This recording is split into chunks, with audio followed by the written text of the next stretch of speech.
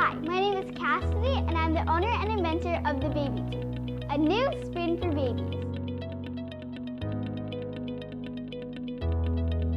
The initial idea of the BabyToon came from a science project I did in first grade.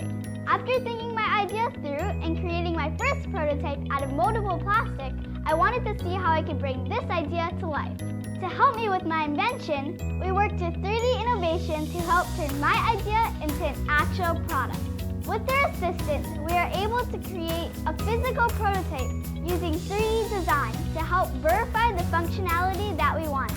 To help me with my invention, we worked with 3D Innovation to help turn my idea into an actual product. With their assistance, we were able to create a physical prototype using 3D design to help verify the functionality that we wanted.